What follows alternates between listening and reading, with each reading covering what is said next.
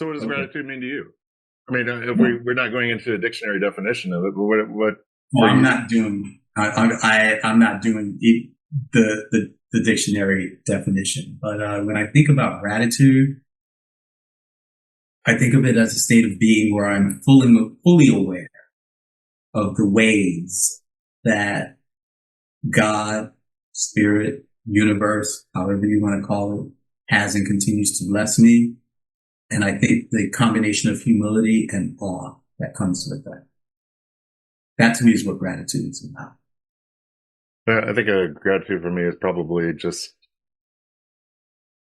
trying to keep a part of myself optimistic, saying that it's not all doom and gloom, that there's something that makes it all worth it. The struggle may be real, but there's a reason for it. Yeah. Yeah. And I think for me personally, with what's going on in my own world and what's going on in the world at large, I like your definition because that's exactly what gratitude for me results in.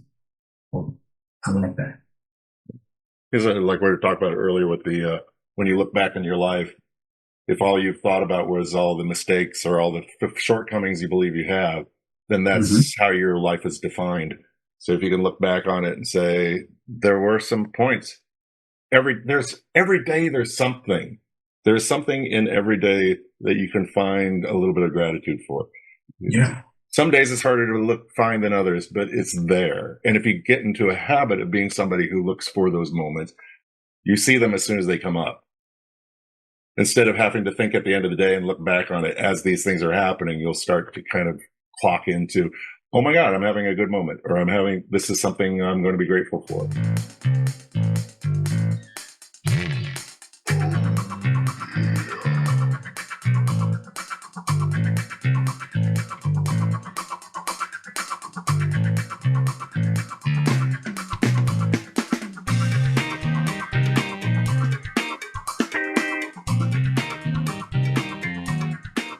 Hello and welcome to another episode of Listen to Daddy. I would say the Daddies are back, but we really didn't go anywhere since the last episode dropped. So as usual, I'm Daddy Rod. And I'm Daddy Rob. Now, if anything, you can say thank God for the Daddies because that is the theme of this episode, Thanksgiving.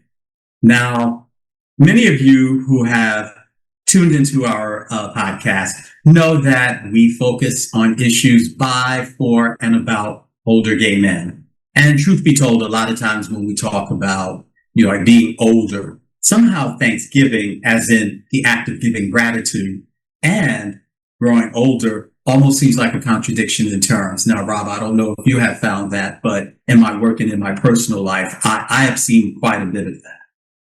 Well, I mean, there was all these horror stories that we had when we were growing up about what it is to get old, and anything over 40 at a certain point was old. So there is a lot to be grateful for, and the fact that what I was afraid was going to happen when I got older didn't, and that things actually got better in a lot of areas.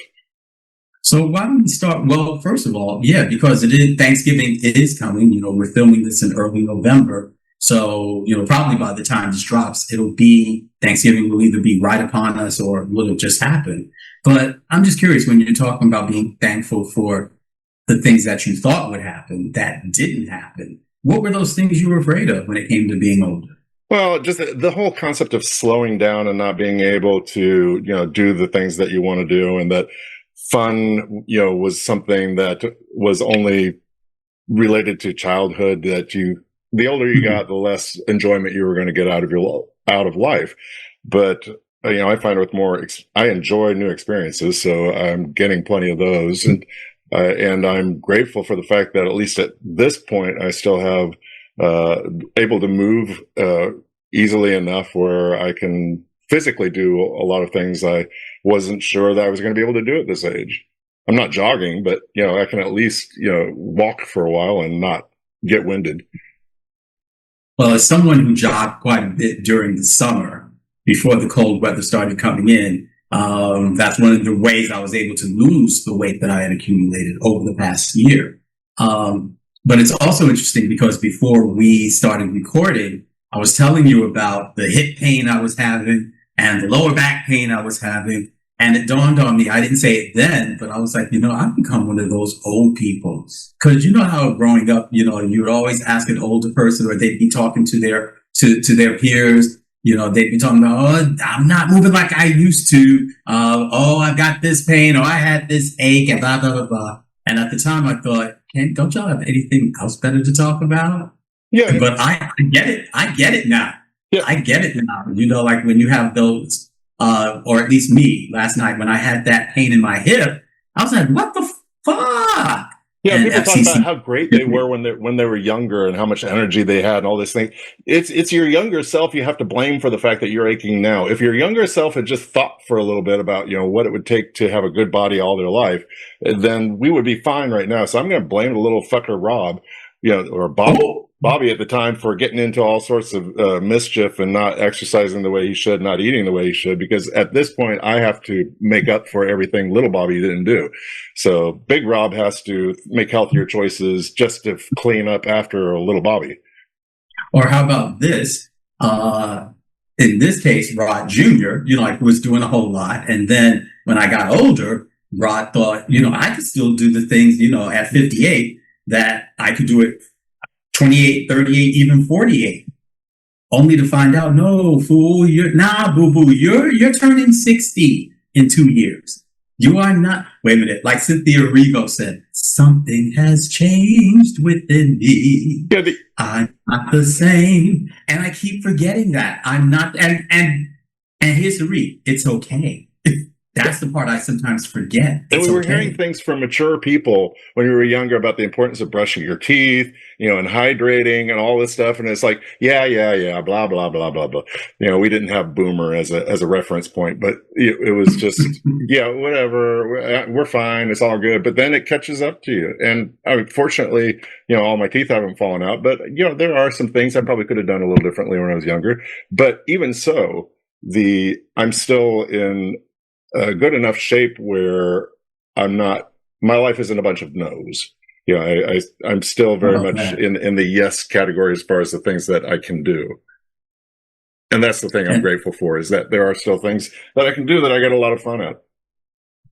And as much as we're kind of laughing at the elders before us, who told us to drink your water, mind your business, Beyonce says it now and everyone treats it like a revelation or a meme, but she was listening to her older folks. So here I am drinking my water, and I guess I'm thankful that the fact that I can remember what the old folks before me used to say, so that when I find them happening, it's like, oh, that's what they were talking about. That's what they meant. That's why I got to brush my teeth every day. And it's interesting when you posed this question to me, if I can go in another direction, when we were trying to decide what we talk about for this episode, and you posed giving thanks. One of the things that you put forward to me is, do we want to talk about what are the rituals, or what are the things that we regularly do to show thanks? And one of the things that I've put in my own practice is the gratitude journal. Now, I know probably about 10 or 20 years ago, I was still living in New York, and Oprah Winfrey had talked about the gratitude journal. So it became the thing. And it was interesting to me because at that time I started it, but as typical of me at that point in my 30s, I was like, I begin something and don't really finish it. In the past year and a half, I revisited it because, again, wanting to beef up my own spiritual practices. And I think gratitude is very much a spiritual practice. And what I am seeing, I'm not going to say I fully arrived, but what I've been seeing in doing it over the course of the past I said year and a half, it's almost 2 years, is that in the midst of things, of challenges that go on, when I can look back and just see, and the thing about the gratitude journal is you are encouraged every day to write 5 things. They can be huge things. They might even be small things that you're grateful for. Things that seem wondrous, maybe even things you might take for granted, like having clean clothes. Yeah, putting that as part of the gratitude journey. And what's been amazing to me is that even during, and for me personally, 2025 has been a tough year. I've talked about losing my dad. I've talked about still dealing with health, still managing health issues, having to move out of a living arrangement that had become toxic to now start all over. Um, and managing, I talked about starting business and then having that slow down. So there's been a lot that's been challenging. But then at the same time, having a gratitude journal and the days that I sit down and I do it, being able to say, but I still have things that I can be grateful for. Even if God doesn't move in a way that I expect or want God to move, there are still these things that says God is moving. So yeah, I talked to clients about this, and I think I've mentioned it on the podcast before, but it is a habitual for human beings for the most part to focus on what the shortcomings or the failures that they believe that they've had, to the point that they'll ruminate on those for days, weeks, years, keep going back over their head where they got something wrong. But when something is going well, it's just honestly taken for granted, because it's like, and you move on to the next thing. If you have a success, it's like, okay, did that, moving on. So taking time out of each day to kind of review what you are grateful for gives you a history of gratitude. So when you're looking back, you're not just thinking about the mistakes, you're reinforcing the good things about your life, the things that have gone well, so that you have a more balanced view of yourself, and that you're not keeping yourself with stinking thinking, keeping in that negative mindset. Yeah, my mom introduced me to the concept of stinking thinking. She was fussing at me over something when she said the term, and it took me, because I was a teenager, when she said it. It's like, stinking thinking, what is that? And it's taken me almost 4 decades to fully understand what she's talking about. And one of the things I'm grateful for is this podcast, because we keep reminding people that they are the ones who have power over their lives to make it better. And a large part of that is leaning into a community of similar aged men who recognize that together works better than separate.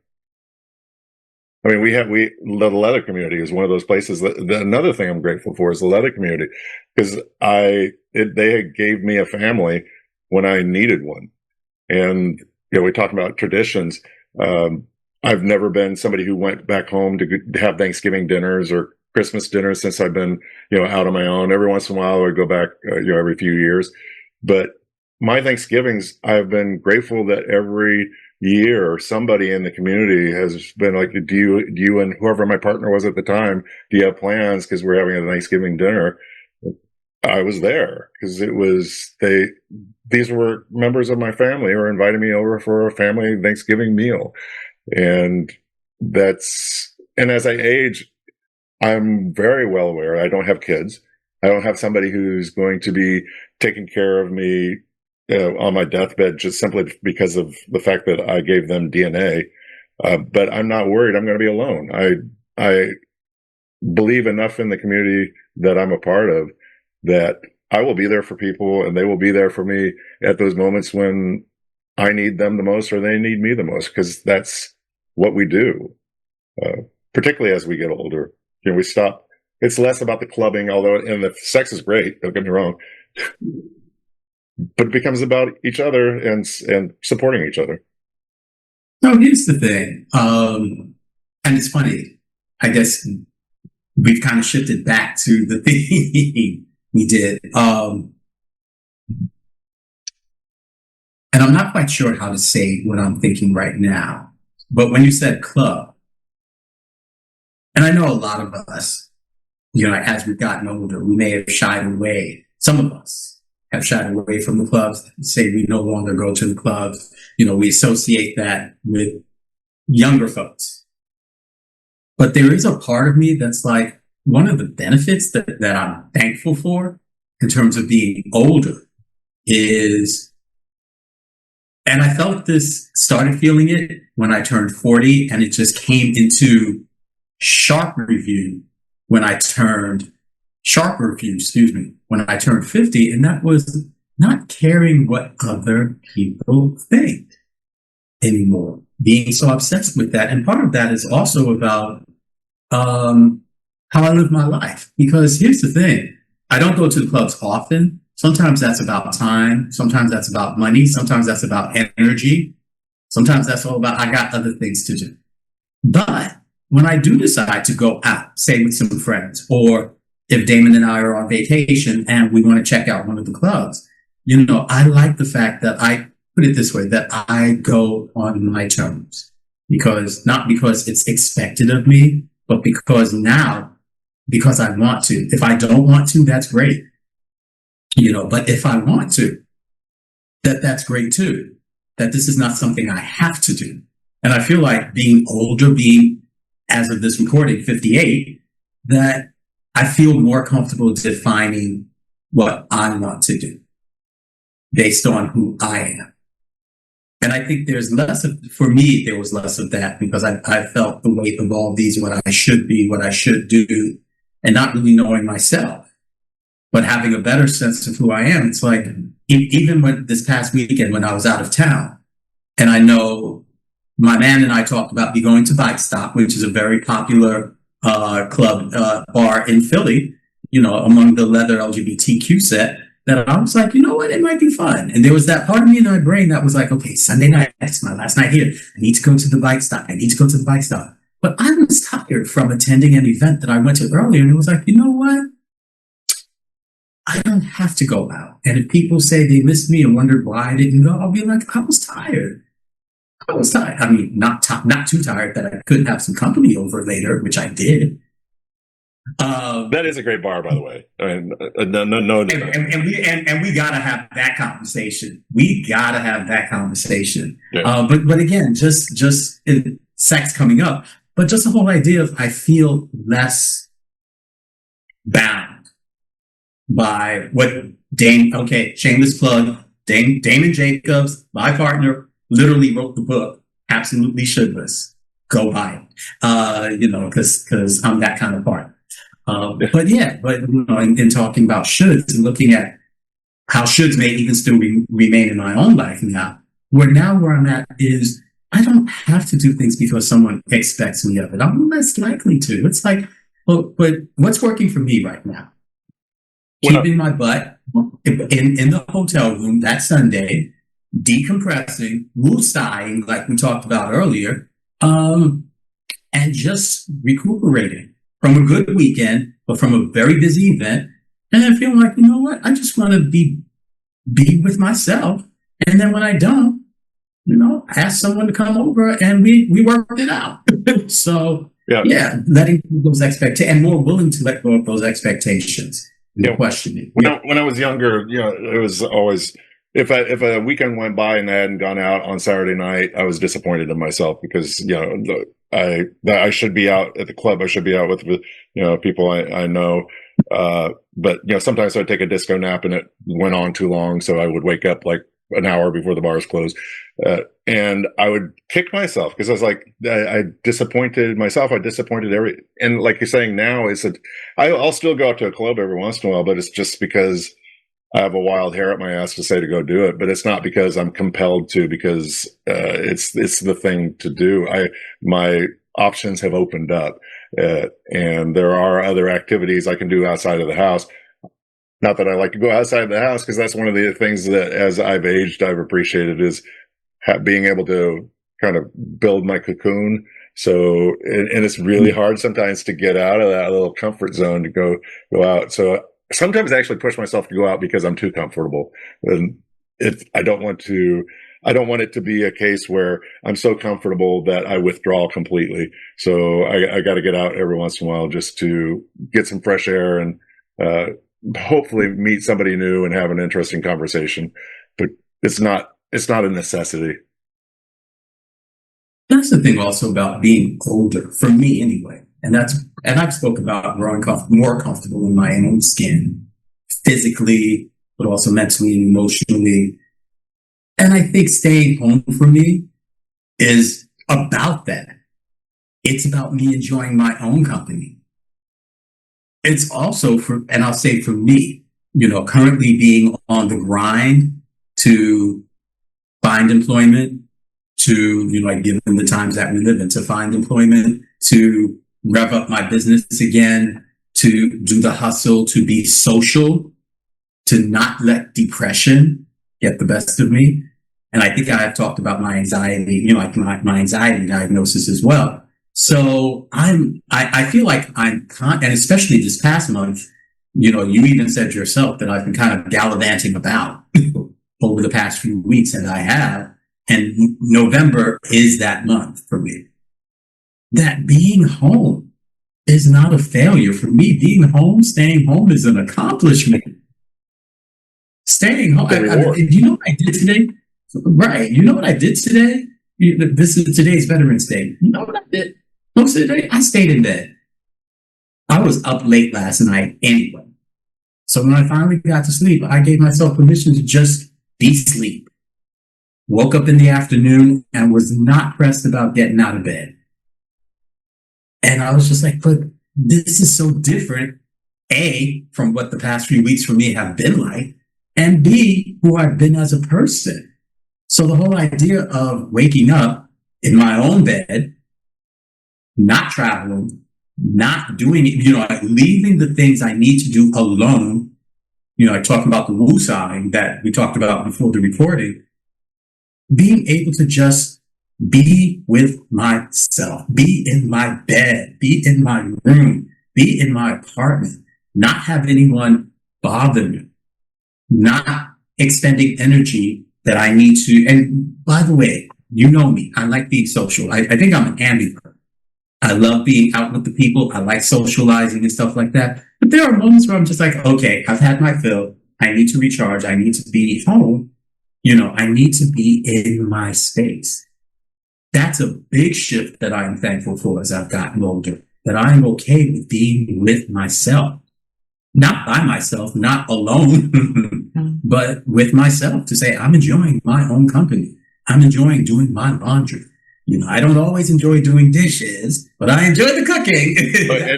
I hear what you're saying about the bed, because I was in bed until 11 a.m. today because I had Veterans Day off, and I didn't feel guilty about it. It's just like, I love that bed. My bedroom is the cocoon within the cocoon. It's my safe space, and I don't get a whole lot of sleep because I have to be up early in the morning for my job. So any day I have off, any opportunity I have, if I don't have anything planned for that morning, I thoroughly enjoy just lounging in bed. I'll wake up and look around and go, nope, not yet, and fall right back to sleep again. And then when I woke up, I was in bed for like another almost 3 hours before I finally got up to cook, do some laundry, and get ready for this podcast. And those are rarities. And that's something I want to work on, having that not be such a rarity, because there's something, and I guess and it's true, being older, as I found myself slowing down, not fighting it, but just to say, you know what? Let me embrace this. Let me be grateful that I've learned to embrace it. I'm slowing down. So you know what? I'm not always going to take I rarely take the 5-hour energy drinks now. It's like, no, my body is tired. I'm going home. However, no matter how tired it may be, since we're talking about bed, I mean, there's something else I'm grateful for, is that I still have for me, a satisfying sex life. It may not be Let's go there. Jumping on a trapeze every night, but it's enough for me to feel like I'm still vital in that area, making a physical connection with somebody, and that there are pharmaceuticals that are available that make that a little easier, and that we are very lucky to be at a time when we have things that not only allow us to perform, but feel more comfortable doing that. If we have some safety concern, that there are options available. I mean, I am grateful for you and Damien introducing us to the idea of Doxy, because my husband and I got on Doxy Prep. It's like doors opened up. My sex life is much more comfortable, exciting, interesting than it was when I was in my 20s, because in my 20s, I was afraid. And that fear is dwindling over time, the more I get comfortable with the idea that sex isn't the boogeyman anymore. I mean, it's still something I need to be aware of, but it's not something I need to obsess about. I too am thankful for the sex that I do have, but also still being sexual. And one of the things I'm thankful for, and this is something I note to self, put this in my journal. Before my father died, we had just a general conversation. And one of the things, I don't know what led to it, but he asked me if I knew about my great uncle George. Now, his uncle, I believe he was my grandmother's brother. And so he died at age 78 while having sex. And so my dad said, so let me tell you about your Uncle George. And I said, Dad, I already know, because my mother had wound up telling me years, decades before. So he was surprised that I already knew. I knew the story. So I said, yeah, I told it back to him. And so he just kind of smiled and said, so you know we have a legacy to live up to. I'm like, yes, sir, I know. And actually, I am grateful for that because, and I do know my father was also sexually active until he could, due to illness, no longer be sexual. But, you know, as for even a couple of months before he got really ill, I was visiting him and his partner.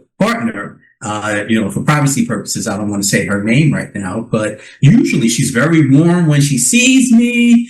And, you know, but this particular day I was visiting Pops, and she came over. And like I said, usually she's very warm. She's engaging with me. This time she was cordial. And I made a note of it, but I was like, I won't, you know, I won't cry. I'm going to act like I don't notice. So Dad and I are talking, and I'm like, so what do you and Miss so-and-so have planned for tonight? And he looked at me and he said, look at you dipping into grown folks' business. That was my cue. I said, okay, I'm gone. So sorry, Miss, bye y'all. And I was out of there. You know, I'm not a sex blocker. But all of this to say, I have a legacy of coming from a line of men who were sexually active well into their 70s, close to 80. So that's for me saying I don't have to give it up because the men in my family did not. So I don't have to. And I'm sure there are examples on my mother's side among the men there too. So that tells me, that was the first thing that told me, oh, if nobody else, I can have sex in my 60s and 70s and still be okay. Well, that was something interesting I learned about being a human sexuality master's program graduate is that my dad can now talk to me about sex. About that. Everything about sex. So I got to hear how much he enjoyed it for as long as he's enjoyed it. Unfortunately, prostate cancer kind of put a wrench in it. But, right. You know, he's getting, you know, back some of that mojo. So, you know, so I'm hearing maybe not the same way you got it from your dad, but I'm hearing hope for, you know, as I age that it doesn't go away. You know, when I share my dad's story, when I talk about, you know, ordering in instead of going to the club, saying, you know, asking a new friend, as I like to say, that I saw on the apps to come on over and had a good time. You know, that I enjoy sex with my partner. Now, the point of sex has changed for me because it's no longer to get off. It's like, in fact, the orgasm for me is like I try to delay it as long as possible now because I'm not a repeater. You know, I'm one and done. So I need to be like I need to make it last as long as possible, and I'm enjoying that dance as opposed to the furtive need to ejaculate so that I could just get that stress gone.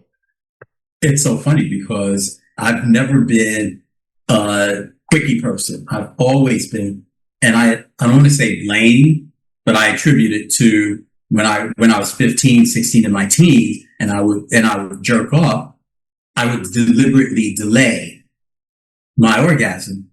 And I literally think I trained my body to delay the orgasm, which on one hand, as a top, it's great because it's like, okay, I'm not one of those 1 minute men at all. You know, and even when I do the rise and the fall, and we don't talk enough about that too, you know, but one thing I am grateful for is because I tend to have sex with men in my own age group, when these things happen, no one is panicking. No one is internalizing. We understand. It's like, yeah, that happens. So, we switch it up. We do something else. We take a break. We might get oral. We might talk. Or I may do something else. I love to eat ass. So, there's always something. So, and then, when things come back, and then it's like, okay, we can go again. And I'm also grateful for, and I hate the term erectile dysfunction. I hate those terms for the medication, for the pharmaceuticals that we use. I call them sexual enhancement. Yeah. Sexual enjoyment medications, because I think we need to take the stigma off of that. Things don't function the same way when we were in now than when we were in our 20s and 30s. And we need to be okay with it. That's not about dysfunction. It's about the change of body. And I think we got to reframe it differently. And I'm grateful that as I've aged anyway, the shame component of sex is significantly less than it used to be. I was thinking about the fact that I'm more verbal now and sexually than I was when I was younger. And I think a lot of that came out of, growing up in a house where you didn't want anybody to hear you furtively jacking off at night. So it was all very quiet and very unimposing. But as I've gotten older, I gotten noisier. So when you say verbal, are we talking about making noise during sex, or are we talking about speaking, saying what you want? Both. I mean, it's the fact that I can make any kind of noise during sex, for me, I'm grateful for, because it was breaking through shame. It was breaking through fear. It was breaking through saying that, because if you say something out loud, you're kind of saying that that's what you want. And for the longest time, I didn't think I had the right to ask for what I wanted, that I was just somebody who, it was all about the other person. But I've adopted the attitude as I've gotten older. It's like everybody's responsible for their own orgasm. If this is what I need you to do, I'm going to tell you what I need you to do. And if I'm feeling really good, I am going to make noises, and you're going to know I'm enjoying myself. And when I come, I'm not holding back, because I've had that experience when I was younger of not wanting to be loud. So it was almost like as soon as I came, it bottled up. And I tried to calm it down. Now it's like I ride that fucker all the way until I'm whimpering on the floor. It is amazing to me how when men come to my place, I almost have to give them permission to be loud, And I have to also remember for myself, allegedly, the walls in the bedroom are made of concrete to help prevent sound. Allegedly. No one has complained yet, so... Yeah, and I've been here for almost 6 months. And I don't know if that's necessarily due to the human sexuality program, or if that's why I got into the. Well, you and I went to the same one, so. Yeah. But it's kind of like, why be ashamed of something that is such an essential part of being a human being? Why internalize this kind of societal view that sex is dirty? It may be dirty, but it's fun. But you know why? Because. And I think I think the homophobic aspect of two men getting it on is just but one layer. It's an important layer, but I think that's just one layer. The way that we, shame sex in the name of privacy. And I do think there is a value in privacy, but privacy not in terms of hiding something, but in terms of managing who has access to what sexual information. I think there's a difference, but I think a lot of times we say privacy in the, as a mask for shame. I think people do carry a lot of shame around sex, in general, and then when you add the layer of homophobia, of especially two men or maybe even two women having sex, even more, you got to keep that quiet. You don't want people to know about it. Yeah. And I think that's what kind of informs the silence. And I think that's why I love being older, and thankful for also having my own place, so that, when my sexual partners come through the door, I'm just like, look, we grown folk. You don't have to worry about someone seeing you, which I think is, I don't want to say juvenile, but no, I'm going to say it, juvenile. I do think it's juvenile.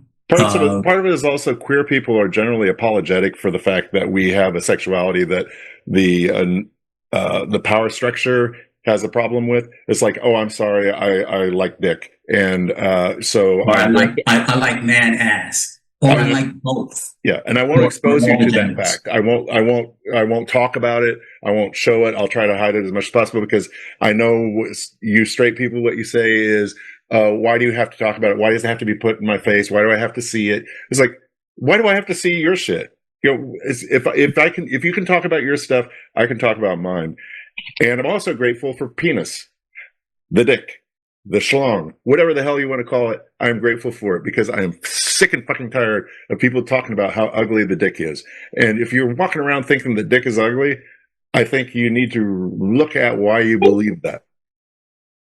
Fake, wait, oh, outrage. Who said that Oh, it's about an appendage that I have? I really, there's only one person that I've heard talk about ugly dick, and he just happened to have an ugly dick. So, but for the most part, I think dicks, like pussies, are beautiful. I'm like, who said dicks are ugly? Who said that? oh, you honestly haven't heard people talk about the fact that they think. Honestly, like I just said, only one person I had that conversation about because his dick was ugly, and that to me was a rarity. I've heard both men and women talk about the fact that dicks are unattractive. I remember one man talking about the fact that he said, you know why so many artists use nude females as their subjects is because they're very attractive. You don't see nude men in that way because the dick is a hard thing to make look artistic. And I was like, you ain't trying hard enough because So, it doesn't take much for me to look at a dick and go, thank you, Jesus, for creating something so beautiful and wonderful. And each one is different. I have yet to see an ugly one. how much of that was internalized homophobia? How much Exactly. of that was internalized erotophobia? I mean, who said that dicks? I mean, to me, because as far as I'm concerned, well, you know, my sexuality is kind of queer anyway. So I've seen pussy, I've seen dick, and of course I've seen ass. And I'm just like, where's the ugliness? The pussy does look like a flower. You know, depending on who has the dick, it looks like a candy. It does look like a candy bar, or it can look like a small piece of French bread. And don't get me started on assholes. Yes, yes, yes, yes. Yeah, people have problems with They're assholes. creepy. Get over it. It's a part of the body. If So, any part of your body that you think is ugly, I think that's the part probably needs the most love. If you're somebody who avoids a certain part of your body, I think that that part of your body probably needs some special attention, just so you don't have any part of you that you feels less than perfect, because you are a perfect human being the way you are. And if you keep tearing yourself apart like that, any part of yourself, the whole thing needs to work together. Butthole, dick, pussy, head, hair or not, it's all good. It's all good. so here's I'm sitting here right now looking at one of the most beautiful men I know, and I'm sure that there's something that you could look in the mirror at, and Idris Elba, where he at? Damon, where he at? Who you I'm sure looking there's at? sometimes you look in the Thank you. mirror and you go, God, I wish that wasn't there. Every single part of you is essential to the beauty that is you. Anybody looking at you would not want a single thing about you to change. And I think just wish people would stop being so judgmental about themselves, because if you don't blow your own horn, who's going to blow it? You asked me about rituals of gratitude, of being thankful, and I spoke to mine earlier. What are yours? What are your rituals? And what are your daily or monthly or whatever activities that you engage in expressing gratitude? Before I go to bed at night, I do give conscious thought to what the day was, what I got out of it, what I learned from it. Every birthday, I like to think about back to the full year and what that year was about. I ask all my friends, when they have their birthday, what was that previous year about for you? Mm-hmm. It's about recognizing I've been on a journey. And I was laying in bed one night, and I shared this with a client the next day because it pertained to them as well. But we have a tendency to look at this, where we are now, and the perceived struggle it's going to be to get to where we want to be. And we lose sight of the fact that, here's now and here's where we want to be. we lose track of the fact that there was a whole bunch of stuff happening over here that we just kind of had to overcome or learn from or do. We put in a lot of work to get up to this moment. And it's amazing how much we can discount that if we don't take the moment to be grateful for the fact that we did that we got through some things we never thought we would be able to get through, that we pulled ourselves out of whatever hole we might have been in at one point in order to see the next day. We are here because of the work and effort we put into it. And that tells us what kind of people we are. And when you look at what's coming next, it seems like such child's play compared to where we came from. And that's my ritual of gratitude, is to kind of pat myself on the back for surviving what I've survived and not taking it for granted, and recognizing my power and my strength because I've used it. Yes. Yes to all of that. And I think for me, time, bringing it back to the theme, I think I have more of a perspective of that being older. When I was younger, I had this much living. So I had this much to reflect and compare on. And there's nothing wrong with that, because some of us in our 20s and 30s have a hell of a lot of living already that we can look at and say, oh, okay. But there's just something about, for me, being in my 50s and 60s, that I have this much more to really look at and say, wow, okay, this really puts things in perspective. And I think that's why, for me, and I really do hope that I can get a few younger folks to look at this particular podcast, because I don't want people to be, if I hear one more young person say they are afraid of getting older, I want to thank them for their honesty, but I'm going to scream, because I think what that would say is, we, people who are 50 and over, we're not doing our jobs. We're not doing our work. We're not visible enough, even if there's stuff that we are struggling. And there is still stuff I'm struggling with. But there's something important about showing up, taking that space, taking up that space, and being the best version of the older folks that I can be in that moment. I want people to look at me and say, excuse me, when I grow up, I'm going to be like him, not out of the sense of self-aggrandizing for me, but being able to say, you can have a life past 50. Logan's, I want people to treat Logan's Run, the movie, which is, I don't know, you've heard of Logan's Run, right? I don't talk about it a lot because I realize that's really going to date me, and it's going to go over a lot of people's head. But Logan's Run, where people were, let's call it for what it was, put to death when they were 30, when they were turning 30. And this was accepted. Well, a lot of them were willingly. The whole point. That's what I'm saying. It was so accepted, right? Yeah. I forget what the name of it was, but then how Logan was this rebel because he and a few others ran away because they were like, I ain't going out like that. But I don't want younger people to, feel like, oh, well, I just have to accept certain things once I hit a certain age, or I don't want to deal with that. Then don't hit the age and be what you want to be. And I want people to look at me. I want people to look at you and look at our peers and say, I want to be like him. I want to be like her. I want to be like them. I want to do that. I can do this too. It's like, no, there's a reason why, if my life was over, I'd be dead. And I'm not, what was that song by Diana Ross? I ain't dead yet.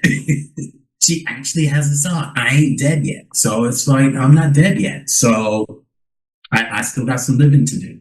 Yeah. And what I love about us, and one of the things I respect about a lot of people in my community, is that over time they become more authentically themselves and let go of those things that don't serve them in order to kind of focus on those things that feed their soul. That we know we're not wasting time trifling over what other people think we should be doing. We'll listen to people like we'll listen to each other and give it some weight. But in the end, we do things because it brings us closer to our happiness and not serving somebody else's happiness. So here's the thing, just as we're still, what you said just sparked something in me. You're a therapist, My partner's a therapist.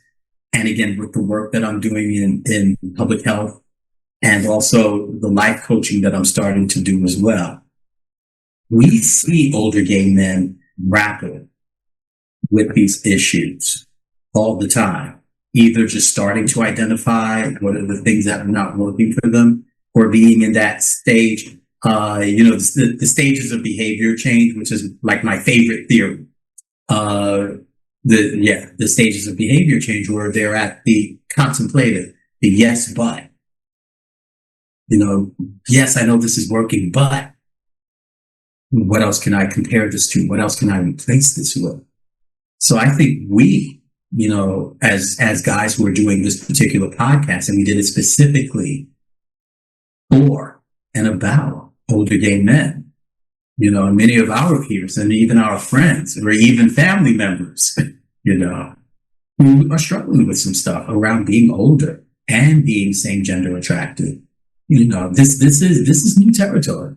I think as a society and in our lives, you only hit 51. So the things that you encounter, this is your first time doing it. No, I know we need to end, but I'm going to bring up one thing that Sure. dialectical behavioral therapy that kind of was an aha moment for me. And I keep reminding clients of this is that you are good enough today and you can be better tomorrow.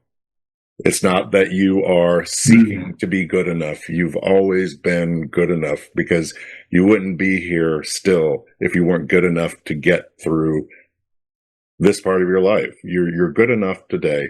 You can be better tomorrow.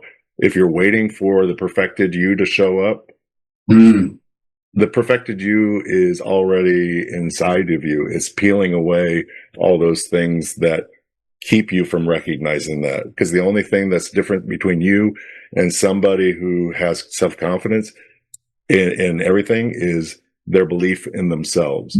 And once you can believe in yourself, as they say in The Wiz, if you believe in yourself, it's really anything's possible. And it's all just a matter of saying, I'm good enough, and tomorrow I'll be better. Yes. And with that, I'm thankful that we have this forum, this podcast, to really not only talk with each other about these things, but also to share it with others. It doesn't, at least I don't get the feedback a lot, but when I do get the feedback, that's something we talk about, really sparks something for someone else. That is, I don't think I even have the words for it. So I'm grateful. I'm thankful. Not only that, and I'll tell people, this was your brainchild. You wanted to do something like this when we were first starting out in the human sexuality master's program, which I got to say, he finished it. I still need to finish it. It's going to happen. But I'm grateful that you wanted me to be part of this, that you wanted to take me for the ride. And I mean, look at him, guys. Look at him, ladies. This is a hot piece right here. He's a hot piece. He's a hot dad. So why would I not want to be a part of this? And I love your unfailing bravery in tackling any subject and being just authentically yourself and willing to expose as much as you possibly can, and without avoiding an X rating. But I think that would be an interesting podcast. I was getting ready to say, well, I haven't taken off my clothes on this thing, but actually, we have done this naked. We couldn't show it. Yep. We have done this naked. I think it was for one of the birthday episodes. Why not? It was your birthday. Last year. We were shirtless for yours, right? We were naked for one of my birthday shows, and we were shirtless for your most recent one. Yes. Yeah, of course. That's how we roll. That's how we roll. Yes.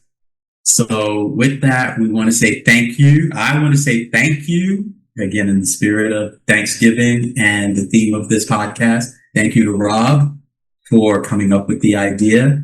And thank you, as usual, for including me as part of this podcast. That's become a labor of love for both of us. And we want to thank you, the viewer, for tuning in. Like they used to say, there are many other places you can be, and we're grateful you choose to be with us. So with that, I'm Daddy Rod. And I'm Daddy Rob. And as always, 3, 2, 1. Listen to Daddy. Daddy. I swear, people, we're going to get this right. We're going to get this right. Yes. Yes. I think that went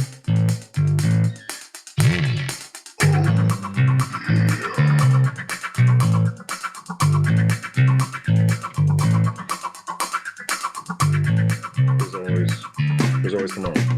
Yeah. And but you need something to propel you into tomorrow. Yep. Hope and gratitude. Yeah.